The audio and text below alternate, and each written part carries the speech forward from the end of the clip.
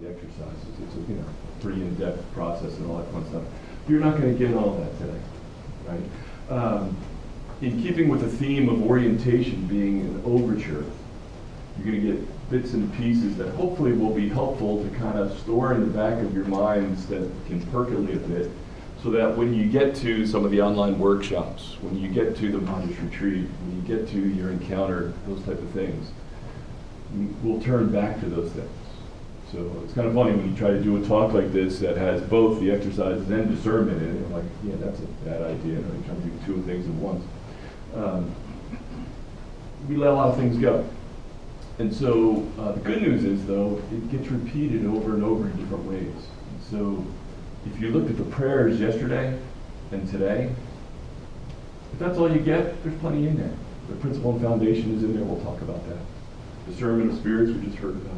That's in there, right? And so there's plenty of ways to pick this up. So I'm going to use my freedom, as they say, and let a lot of stuff go. And hopefully try to point out a few things that might be helpful to you. So let's move along here. Big picture. Let's take a look at where we're at, globally and nationally. We'll certainly get into what is this thing called Ignatian spirituality. I think one of the biggest things I want to promote today is it's a relational spirituality. That may be obvious to some, new to others. Kind of explore that a little bit. I'll go through the exercises and the various big themes in there, but the three that I'll focus on in many ways are the sense of being loved, and this word love and how that plays in the exercises. Getting free, we've been hearing some of that already, we'll focus a little there. Living joyfully. Christians and Christianity is about living the good news and being joyful people, right? That should come and translate into our work. How do we do what we do joyfully? Out of love of the subject, out of love of the students, out of love of our colleagues and others, right? How do we do that? I always joke that there's some folks I know that say they're very religious, go to church every day, and I'm like, how's that working out for you? Because I'm not seeing the joy coming from that, right? But maybe it's the best they can do, right? So trying to balance this idea of what does it mean to live joyfully, and what is preventing me from doing so. So we'll get into that. And then some tools and notes from things about the discerning leader. And I leave a lot of discernment alone. We're not going to talk about necessarily how to do discernment because we have 18 months. And there's a workshop on discernment, and you're going to be doing that through various components. But I'll touch upon some tools that hopefully might be helpful for you. Okay, big picture. By the way, we are one of 180 institutions of Jesuit higher ed, serving nearly 800,000 students. Okay, big picture. There's a lot of places here in the States, certainly, but also across Europe and other places, on almost every place on the planet. It's pretty amazing what this network that we are involved in. In case you forgot, we're here, right?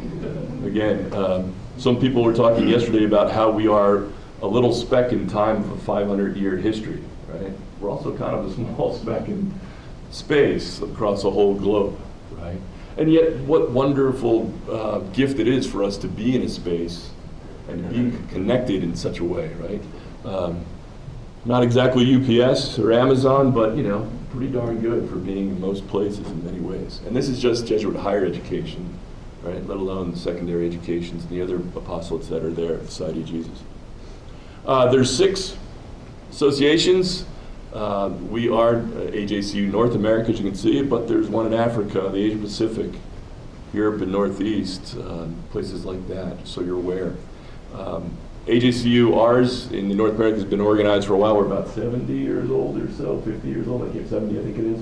So we're pretty organized, and in the States we like to organize and do our thing, and so, but we have so much to learn from our other partners as well, and so there's been a lot of work, and there's been an international conference that happened a couple years ago at BC. There's the next one's happening in Bogota, Colombia, I think in 25. So we're going to get them together internationally. Okay. Ignatian spirituality. It's relational and invitational. I think that's what keeps drawing me back to this kind of work. How is it that the way I engage with myself, others, and God, what's in that? What's the meaning in that? What's the motivation in that? What's the value of that, And this spirituality helps to bring out and explore those various areas. But the invitational, it's always our choice to say no. And for those of you in the room who go like, I'm not part of a religious denomination, or faith's not really been important in my life, or whatever it might be, you're still a part of it and you still contribute to the mission through this. And the invitation is just there. I don't believe in God, that's okay. The invitation's there, should you want to explore that or not, that's up to you, right? It's not you have to be an X, or it's got to be like this, right? When we do that, we really close off the richness of what we can be about. And so this spirituality is really inviting us to explore, and starting wherever we are. There's something really wonderful about that. I don't have to get to a place where then I'm ready to be worthy of Jesuits, Ignatian spirituality. I'm here. And if it's a good day, great. If it's a bad day or a horrendous day, it's okay. Wherever we are is where we start. And there's something wonderful about that openness. It certainly includes this exploring of what we call these deeper desires, and you read that article by, or at least it's up there, on Ed Knerk, about what are desires. We have a lot of them. Some are more authentic than others. And how do we tap into those?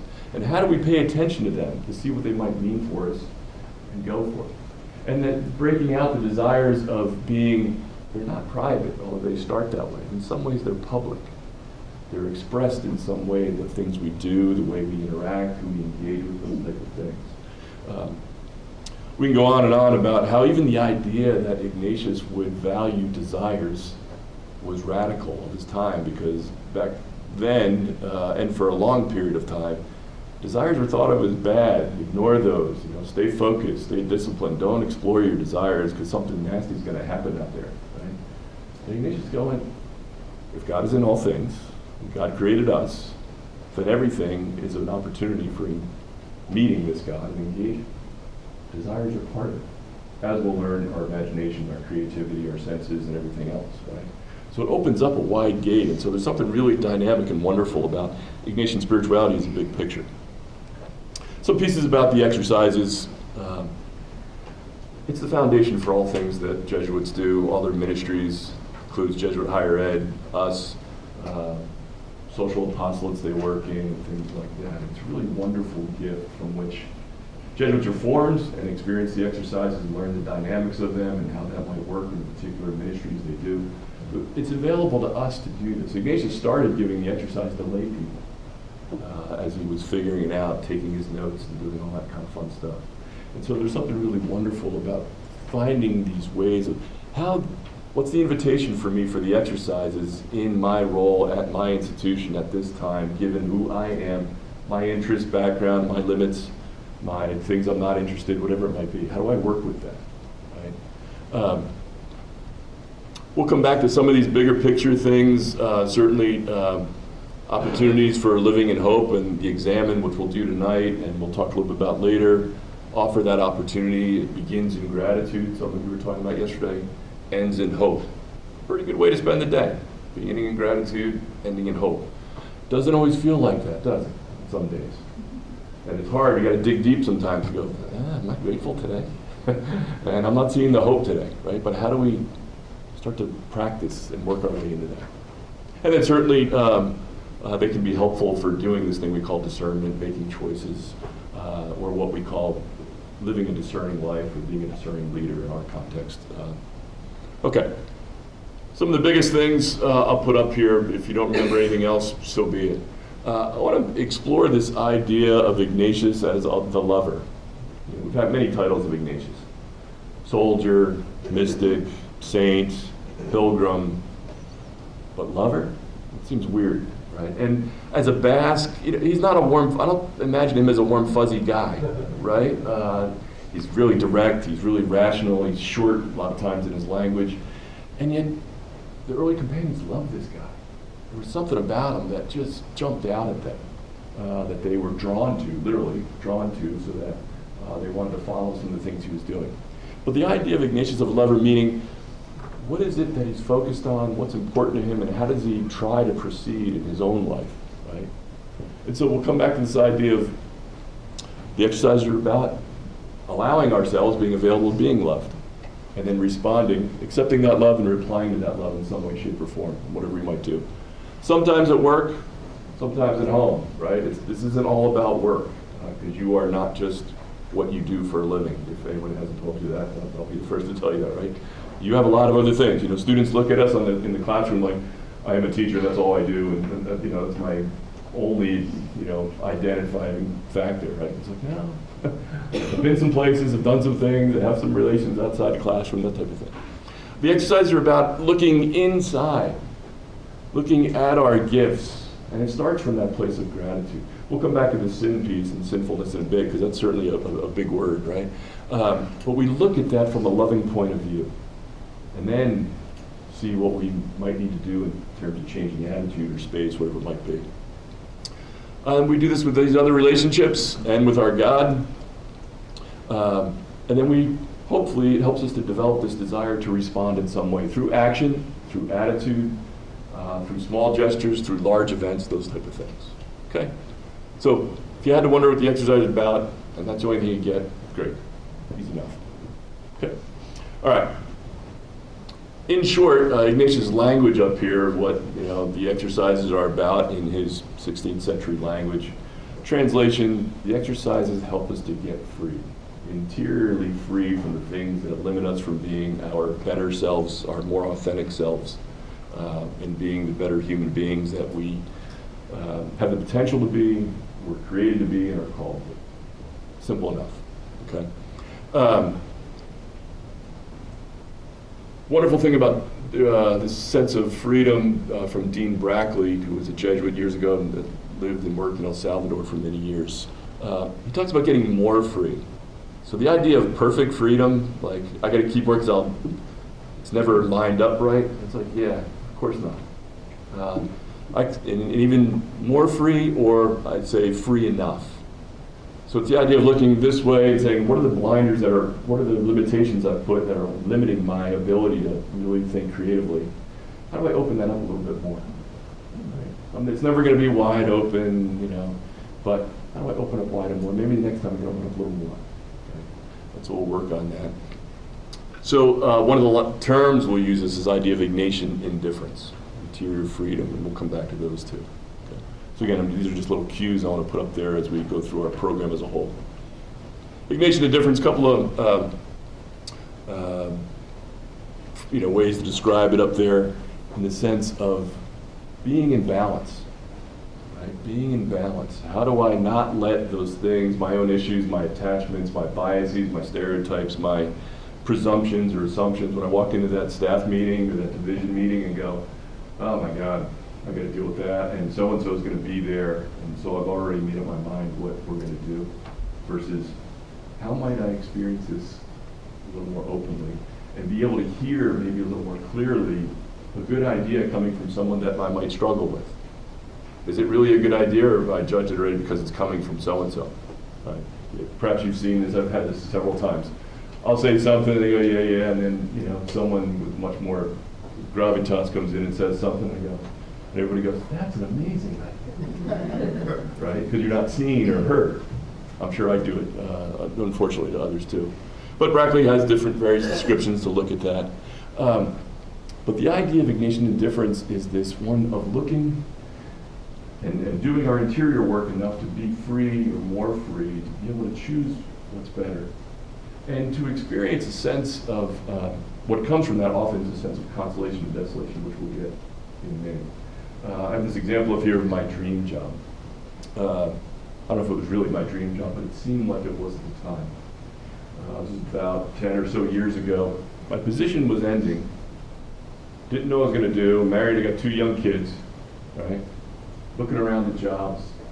And the work I was doing, was like, geez, you like mission stuff, you like all this Jesuit stuff, right? There's a job, a real high-level job in a school, to be a mission leader, VP. And I am like 8 steps below a VP at this point. Go through the process, wonderful people, great position, going through it, don't have a job, so yeah, I'm motivated, right? Through the process, you start, I'm working with my family of They're like, yeah, we're supportive, we'll go with you, Dad, whatever you want to do, right?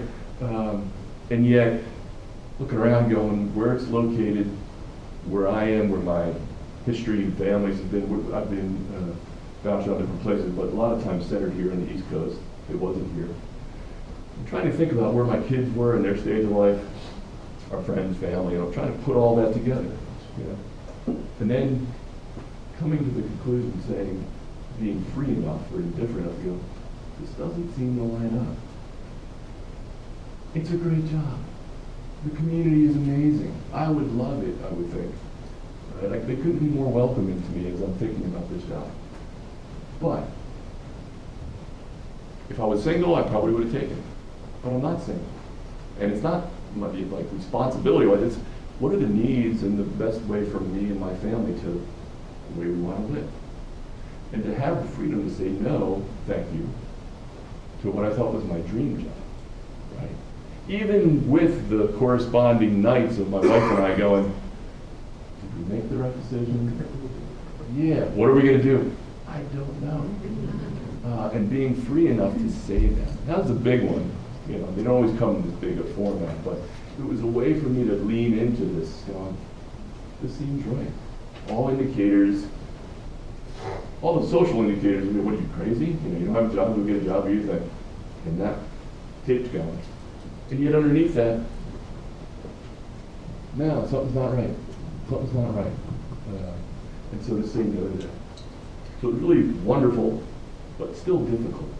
And sometimes being in that sense of freedom doesn't take away the pain, doesn't make it all rosy and beautiful, and all those things. And when we get into, I think it's consolation next here, consolation and desolation, just because we're in consolation doesn't mean we're happy. Doesn't mean everything's light and easy.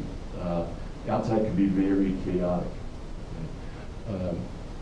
For consolation and desolation, I describe it more like the image of a river, if you will. You see what the top is doing. Some days it's calm and serene, other days it's choppy and crazy, whatever's going on. But if you were to go down to the bottom of a river, like I used to fish a lot, so I used to spend a lot of time watching fish, I guess. They can hang out behind the rocks on the bottom. And even if it's a really hard river, and I was in the Northwest, like in Oregon, and these rivers are moving, fish are just kind of hanging out, and they're not working hard. Because there's the difference between what's down deep and what's going on the surface. And that works both ways. So even if the top is crazy, if my life is really calm and everything's going great, I can be in a state of desolation because I'm uneasy, I'm self-centered, the world feeds heavy on me. Right? Or the world could be really crazy, and yet for some reason I'm content. Right? Or I'm going through a really hard time. My mom is elderly, we've gone through ups and downs of sickness or death, and wondering, and I can be nervous about that, and yet there's a deep peace of going, it's okay. It's okay, and she's okay, right? And so trying to notice the distinction, helping to find out where we are is really helpful for our own lives and our faith life. And then I'll point this back out later, how that can be helpful for us as discerning leaders in our institutions. Where are we as an institution? Right? Are we just jumping from crises to crises? And are we getting stuck in that, or are we pausing and going like, where are we otherwise? Right? How are we going through these things? Okay. I'll leave all that. This will all be posted, so again, you don't have to worry about it. So for you, I'd like you to take a couple minutes with your small groups and maybe groups of two, just pair off as you like. And for about 2 minutes or so, I'd like you to try to remember a time when you experienced consolation or desolation the way Ignatius describes it, as best you're getting it here. And if there's anything that you can recall, what gets in the way of you being able to experience a sense of balance or indifference? Okay. So perhaps I'm guessing you've had your own sense of consolation and desolation in whatever language and terms you might use. So just, if you would, just pair off with your neighbor there, do a little 2-minute pair and share, and then we'll come back and we'll continue on. Okay?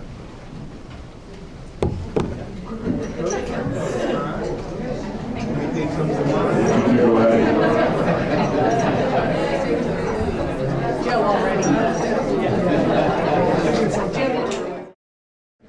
So you want to just kind of bookmark this consolation, desolation, interior freedom, indifference kind of thing, right? We'll certainly come back to it in different places as we go through our program, but we can pick up those conversations other times too. So I'm going to move into just the overall structure of the exercise, there's a lot that goes on there in the tiny little book. You've probably heard before that it was never written for people to read. It's for the spiritual director as a rule book and guideline. It reads in a very orderly way. It's like, and you think it's a prayer book, right? You're thinking there's going to be a nice, lofty prayer. Yeah, no. It's, first prelude, second prelude, third prelude, preparation prayer, the desire for which I pray for, to ask for, the various meditations, close with an X, Y, or Z. Repeat that, And when you do the full 30-day format, there's times of the day you do it. Ignatius got into the details of do this prayer standing or sitting or prostrating, whatever. He was really incredibly detailed. He had a lot of time on his hands. In some ways, right? So you wonder about that. But trying to give as much effort and energy to really creating a healthy environment for a person to have a meaningful experience to meet their God, right? Is what he's working on. But there's preparation days. They're called exercises, right? And like any exercise requires some preparation, I can go out and work out, and when I used to work out, a day, feel great. Second day, good. Third day, I remember watching the over 40 league baseball one day when I was thinking about joining it. I thought it would be a perfect commercial for Relief, like there's a guy throws his shoulders go, the guy makes a diving catch and his hamstring is pulling. I'm like, no way, right? You gotta, nobody stretches and then they go drink beer, right? At the end of it, right? But you gotta prepare. How is it that I pray? What do I mean by prayer? Right? What works for me and what doesn't? Have I explored that? Right? And getting in a rhythm that you can then go to. Right? Principal Foundation talks about Ignatius' worldview, and we're going to spend some time on that. It was in yesterday's prayer. There's different versions of it, and that's a beautiful one by David Fleming. There's another one here I'll put up. And then there's 4 weeks or themes or movements you go through, and the director is looking for the graces for the person on retreat to receive as an indicator to say, okay, it's time to move. There's no fast and hard rule, how many days they are, anything like that doesn't correspond. But it's the idea that have they received the graces that are being offered in these experiences and prayers and meditations? And when they have, you go. There's no sense moving on if you haven't, because the rest is not going to either make sense or be as valuable. Like it's, if you can't do addition and subtraction, it's hard to jump into advanced math because you're just not getting it. You're missing some stuff. By the way, public service announcement, Joe told me to remind you, Joe's filming these talks and he's going to post them on the ICP directory. And so will the PowerPoint. So if you're trying to take notes, do what you like, take them, but just so you know, you can always circle back to these and all the other talks. Okay. So then this relational experience works through, starting with week 1, we get to know ourselves pretty well. We're engaged with this God, whatever and whoever that might be for us. The world and one's place in it, and we look at it from the point of view of being loved by a God who loves, and God does anything, as Michael Heim says, does it overabundantly, magnanimously. Can we allow ourselves to be loved that way, and what's that like? And then from there, we look and say, so were those times where I've fallen short, have not been helpful? Christianity uses the language of sin. And what do we mean by that? We'll get into that in a second. And then we get to know this person, Jesus. Like, well, if Jesus is God in human form, right? Pretty good role model, Christianity goes, that's what it means to be human, so let's get to know this person. Okay. So we follow the birth, life, and early public ministry of Jesus. Week 3 is the period of when he gets arrested, tortured, and killed. And then week 4 is about, so Jesus is resurrected. What does that mean for me as a resurrected person? So overall big themes, and we'll come back to some of these. So the principal foundation, again, you saw the version yesterday's prayer. It's Ignatius's, certainly his worldview or philosophy of life, but it's his lived experience. This is the way he sees. He doesn't just put it out there as a goal to achieve, in many ways as, this is what I'm experiencing. Right? And it's pretty powerful. And like many of you, you might have your own philosophy of life or goal of life that we can check back in on.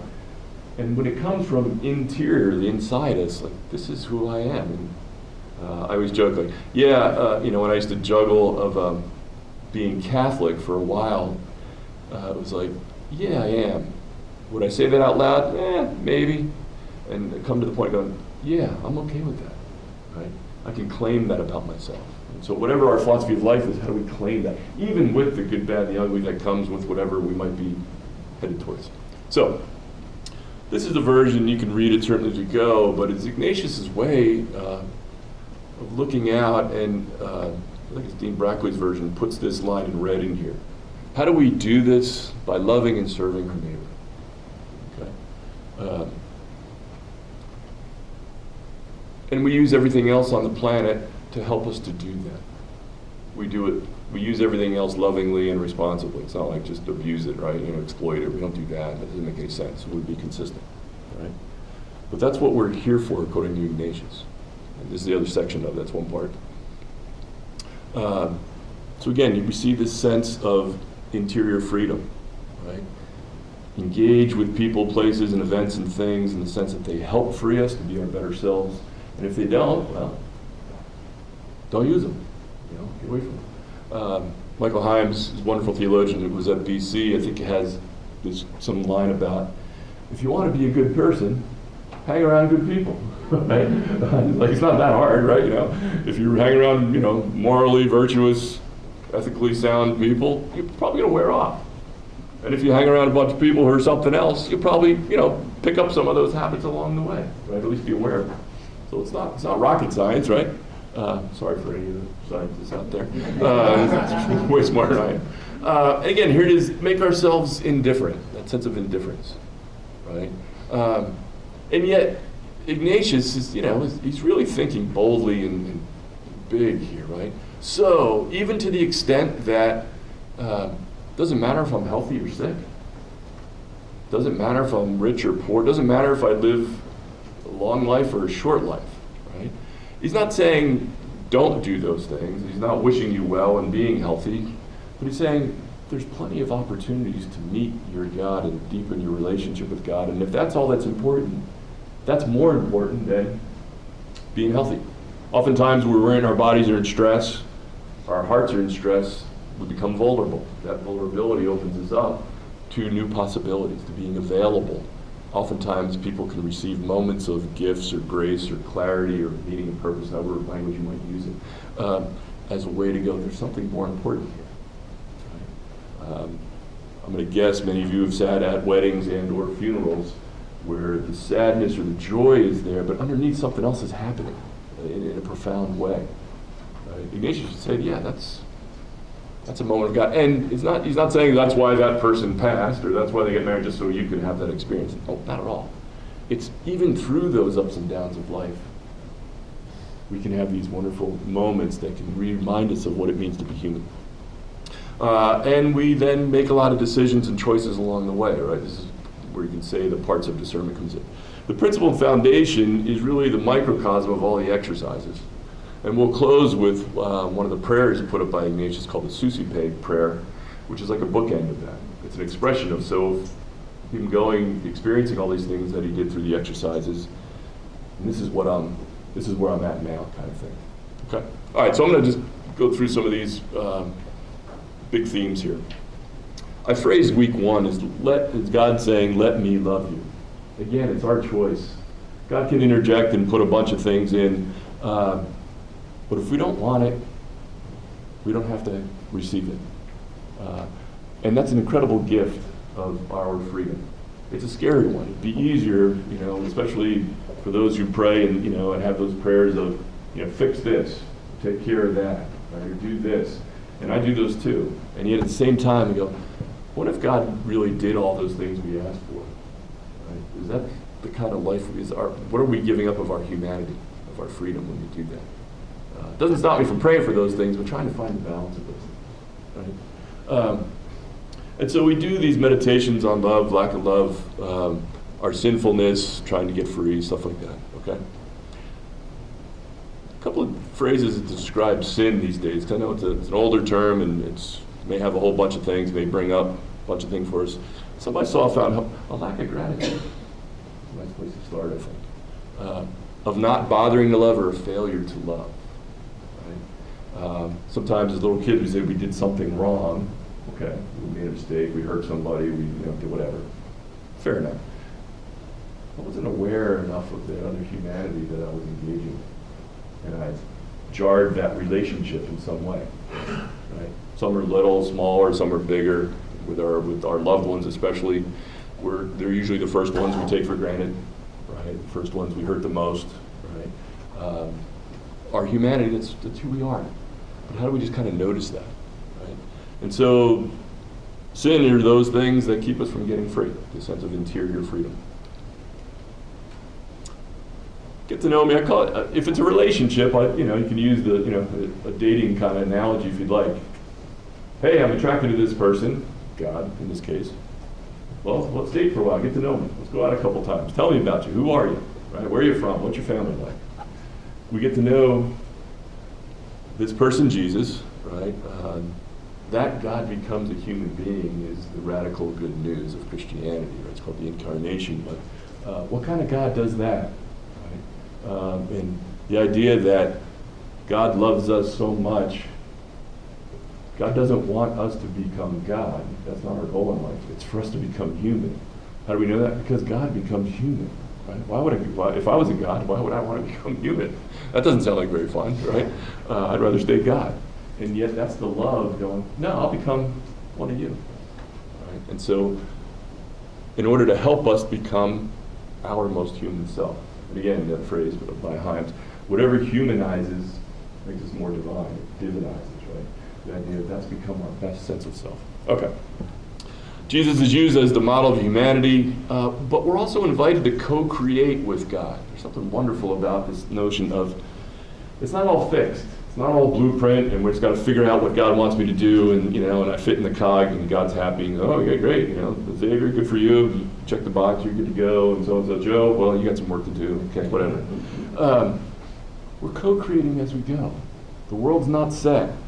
It needs us to do our thing, whatever our thing might be, whether it's a big thing or a small thing. Okay? In this week, we make what's called an election of choice.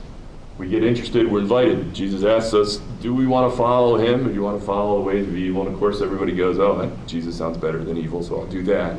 But through the course of the exercises, having experienced the sense of love, there generates oftentimes in us a desire to respond the same way that we do in a loving relationship. Right? When we are cared for, whether it's by a parent or a loved one or an aunt or an uncle or a friend or a colleague, geez, they're really great. How can I help? What can I do? And so that relational piece still happens in here, right? And he has these things about two standards, which one you want to follow, and banners. And standards are literally the flags, like in the armies, right? So that when you're fighting, you know which way you're headed, that type of thing. There's a whole thing on that, but I'm going to pass over that for now. I'll let my colleagues play with that one. Week 3, during his passion time, we see Jesus at his most human, his most vulnerable. And all he asks of us is to be with me. The same way that many of you have accompanied your loved ones, your friends, your families, your relatives, whether they're sick, in the hospital bed, dying, old age, whatever it might be, tragedies, right? We've experienced all these things. Be with me. You don't do much. You show up. You be present. You be available. But what it often does is helps to clear out what's important versus what's not. It's not what we say. It's that we're there. Right? And the few words that we might exchange are usually pretty powerful. They're pretty simple at the same time. Okay? But during this, it helps to confirm our commitment or election to following this Jesus, to this life and trying to be our better selves, right? The same way that when we're with our loved ones, they reconfirm it. Yeah, that was important.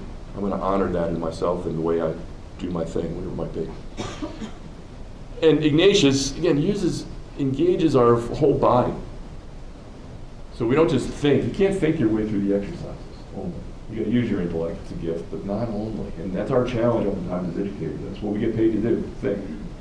He's going, yeah, that's good, but feel, taste, touch, put yourself in scenes, surround yourself in it, use your imagination and creativity, make it more real, and see what you notice. When you go into a scene, where are you? Are you a fly on the wall? Are you walking next to this person, Jesus? What's the temperature out? that's going on here. What does it smell like in this either beautiful or god-awful place, depending on the scene we're in? And so it's a full body workout as we're doing these things. Okay. Week 4, described as I've been loved abundantly and overwhelmingly. I've gotten to know this person even more so and have fallen deeply in love with them, right? I've been through the good, the bad, and the ugly, and it's really made our relationship intimate. These levels and moments of intimacy have deepened. How do I respond? How do I live in a way that expresses all that? Right. The 4th week, talking about how do I live a resurrected life? It's the resurrection stories of Jesus. And what does that mean? And Ignatius has one of these contemplations, the contemplation to attain love. So when I say that Ignatius is a lover, it's not too hard of a stretch to make a case for this, right? 2 things that Jesuits always put up. Oftentimes you'll hear love ought to manifest itself in deeds more than words. True. We're doers. Right? We get a lot done, and that has guided a lot of the work that we do. I got to do this because of the love I got, and that's important and valuable. I want to also highlight the second piece as equally as the first. Love consists in mutual communication between 2 persons. Right? As a friend talks with a friend, or a loved one talks with a loved one. The way we communicate matters as much as the deed we do. As you well know, your schools have been through ups and downs and hardships. And sometimes you get the right decision, but there's carnage along the way because we didn't hear, we didn't listen, we didn't include, we didn't do whatever we didn't do. Right? Other times we made a really hard decision and the result may be the same. Reduction in force, closing of the necks, opening this but saying no to that. And yet our community is closer because of it. Right? So the way we communicate is equally valuable. These lead us certainly to include working for peace and justice, and we heard in the prayers this morning the universal apostolic preferences, right? We won't spend time on those, but how do we engage the poor, accompanying our youth, caring for our planet, as well as all the relationships that are in there. It's wonderful.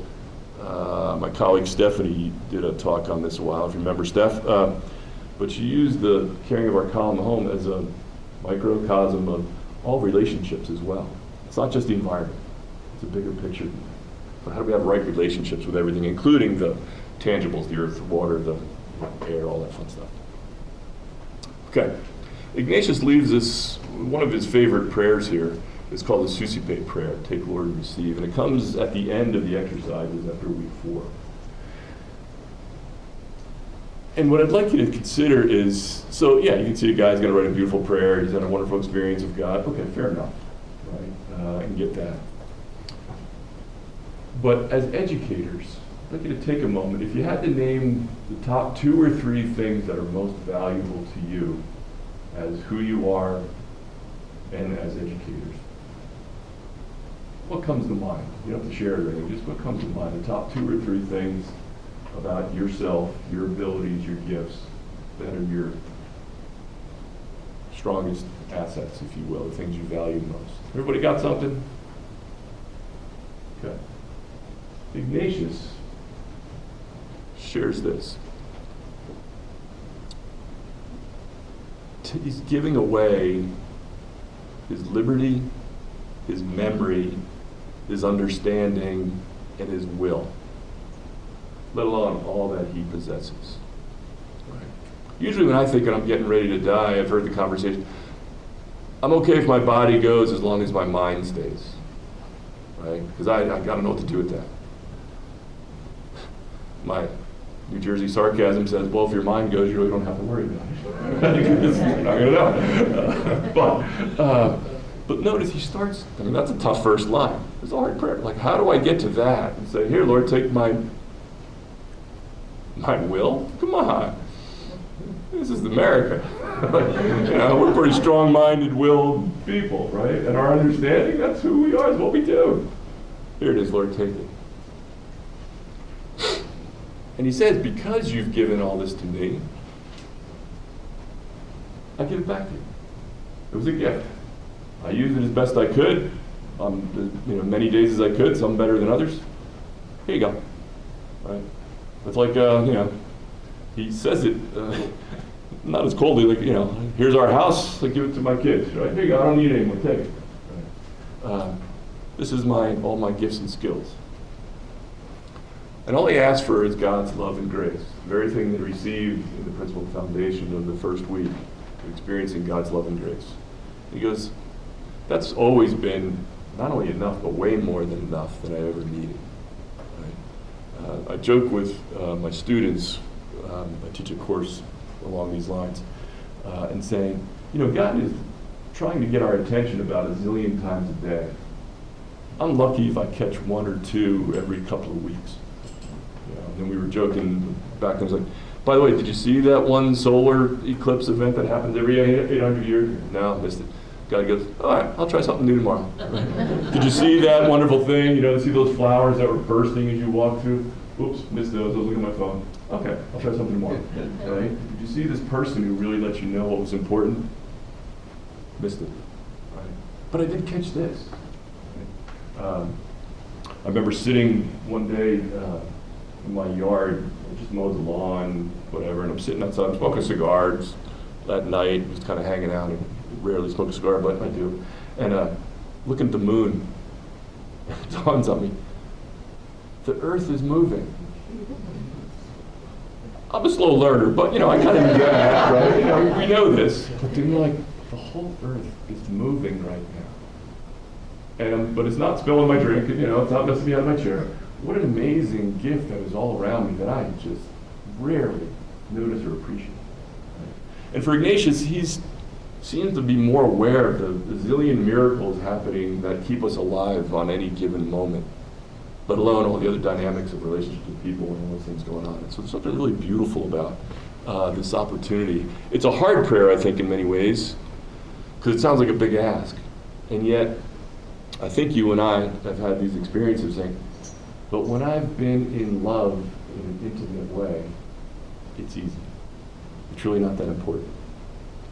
Perhaps you've seen in your own relationships or family members that just give stuff away. How could you do that? You used to be so much. Not nearly as important. If I get another moment with so-and-so, or I can spend some time with my grandkids, if you have grandkids, whatever it is. Parents who were holding on, they're like, oh yeah, give all that away to the grandkid, right? It's so important. We don't care anymore. It's really wonderful. And so to get to that place is, I think, a real invitation for us to consider how we might do that. Okay. So, a couple of questions for you, a little table talk to end our time here. So how's this idea of Ignatian spirituality as relational striking you? Take any one of these. I'll take all three. Just take one of them in small groups. What do you make of these exercises or the sense of falling in love with God, self, and others? Yeah. Or maybe one of those. In what ways, if any, does the process or goals of the exercises add to, alter, invite, or challenge your thinking about Ignatius or Ignatian spirituality? Okay. So again, just want to take a couple of minutes with a partner, make sure maybe 2 minutes and then switch. You have another 2 minutes and we'll come for a final close. Okay? Great. Close this out here. I always wonder doing these talks, so what's it going to be like to have a group of strangers who are also intellectuals get into a small room and talk about relationships and love and not everything non-academic, but just like a different thing, right? We're people, we're humans. We need to bring those, and you certainly notice that when you bring yourself to your work, whether it's in the classroom or anywhere else, it matters. Right? It makes all the difference. And I think that's one of the biggest gifts of our heritage and of our schools is that we bring ourselves. So it's not just Professor so-and-so who has their degrees in X, Y, and Z. They're amazing people because they care. Right? They reach out and they do these things. So, again, just more questions that percolate now with colleagues and as we go through our time together. I'm going to shift for the last couple of minutes and go to some areas that, and again, thinking about the exercises in terms of this concept of forming discerning leaders in the Ignatian tradition. That's our ICP. I'll call it a tagline or something, but I'll let Martin tell me what to do with that. But the idea of what does it mean to be a discerning leader, a discerning person? We're not just discerning while we're at work. We're discerning people, right? So whether it's family matters, home matters, relational matters, work matters. It's all in there, and the process can be helpful.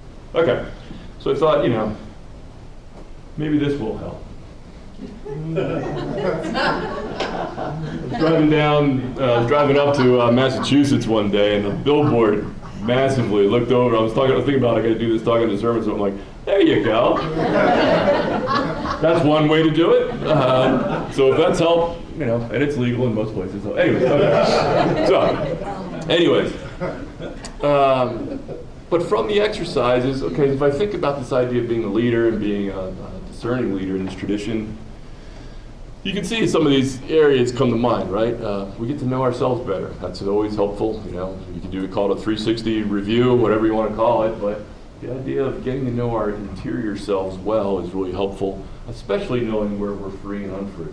What are our biases? What are our assumptions? How am I going to pick a team that can complement the things that I'm not good at? I gotta be honest with that. Say I can't do that, right?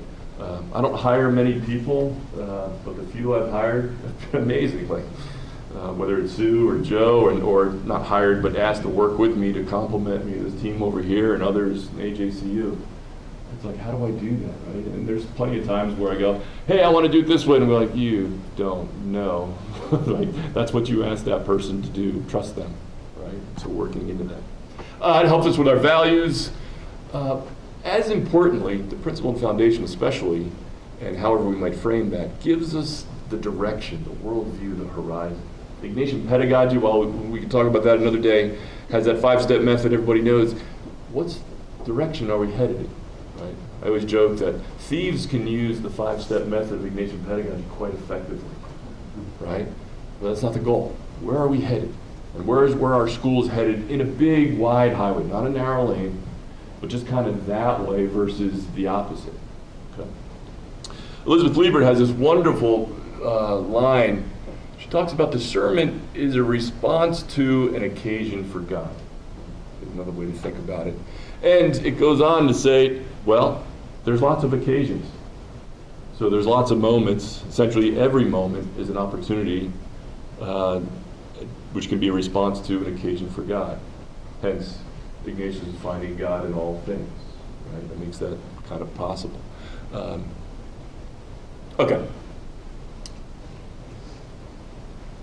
Discerning leadership, it's an ongoing thing. Occasionally, you actually make decisions. Right? So the difference between discernment and decision making are different. Discernment is a process, right? But occasionally you make, and in our job, maybe you make a lot of decisions, but it's not just about the decision. What are we doing before to be ready? So when we have to make a decision, we're as ready as we can be. And everybody knows that when you get a crisis, they don't give you all the information. Right? You got to go on what you got as best you can. So the practice like we have in our, I'm a professor of the practice. I'm a practitioner of X, right? It's a practice. Before, during, and after any decisions. It includes reflection and prayer. And that Howard Gray video, those pieces of paying attention, reverence, devote. What is in front of me? What are the gifts? And challenge myself to say, why am I looking at all that we don't have? And I think it's Father Adolfo Nicolas, former superior of the Jesuits, had this article that talked about these folks from, I think he was getting a lot of less Jesuits that are European coming into the Jesuits, more Jesuits coming from South America, India, and other places. And he's like, why are we looking at these group of men as what they don't have? Because they don't fit what the traditional European model of formation is. We should be looking at what they are bringing, which is new and creative and energetic. And yeah, there's some pieces we can add to that, but boy, look at the gifts in front of us versus first, and then see what might we need, right? So attitude or attention, reverence, and devotion to Gray. I made a little chart here, just kind of working this out in my own thinking, but some ideas to think about from the individual to the institutional, right? The principle foundation helps out with my own sense of meaning and purpose. What's my worldview, view of life? But what about our institution? Right? Our mission statement reflects some of that, but what does that mission statement mean today at our campus? Some are older than others, some are newer, we've done remodel, renovations of all those type of things. But where are we headed? And are we really headed there? And who's we? Right? How many of us are we that are headed that way, right? And who's not been invited to be part of the we? Right? Ignatian, the pedagogy piece, right? What does it mean to me, but what does it mean for us? Again, the questions of who's us and who's we are important. That article by Knirk about desires, what do I want for myself? And as an institution, are our ambitions bold enough? Right? Are we really thinking boldly, or are we just playing it safe? Right? And sometimes you have to do that, right? But other times, like in the big picture things, how are we thinking about what we are called to be about? The Examine, daily reflection we'll do tonight. Joe will lead us of beginning in gratitude, ending in hope. Noticing where God or the Spirit is calling or inviting us to share these gifts. Noticing where we were helpful, where we were loving, where we were not, where we fell short. Right? What is it we want for ourselves? But on the institutional level, we have a mission priority exam. Right? Where are we as an institution? What are our hopes? What are we grateful for? What are our gifts? Where do we have areas to work on? Right? What are we looking forward to tomorrow and in the years to come? Discernment, there's all different things about individual and communal discernment. We'll get into that certainly in some of our workshops. But this notion of being a contemplative action. How am I taking in, paying attention, taking time away to reflect, whether it's in just brief moments like the Examine, short ones, or taking a retreat or something like that, and then stepping back into the busyness of the world and taking off. Right? And then the, whatever it is down there, interior freedom or institutional freedom. Are we, or am I, acting out of fear, survival, self-preservation? Is our institution acting out of the same framework or not? And there's a difference when an institution acts out of fear versus freedom, right? To face the unknown, the challenges, whatever it is, versus let's just hold back. No, we might do that, and we might make a mistake. You probably will, right? And so the idea of being a discerning leader, both on the individual level, discerning person, and then contributing to the leadership of our institutions on an institutional level, these tools from the exercises can be helpful for us, I think, in different ways.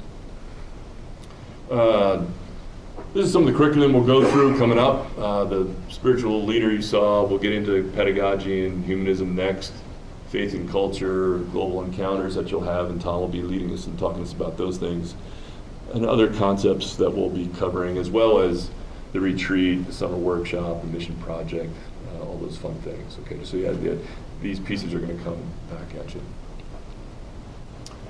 This last phrase, which I think, did you get a bookmark in your folders there? Okay. There's a prayer in there. It's called Fall in Love. It had been attributed to Pedro Rupe. I think we got to change the framework on it. It's really written by Jesuit Joseph Whalen. And I think it's nice because it ends this idea of this Ignatian spirituality being relational, and this idea of the value of Ignatius being a lover, so to speak, through the exercises. And he talks about the same things.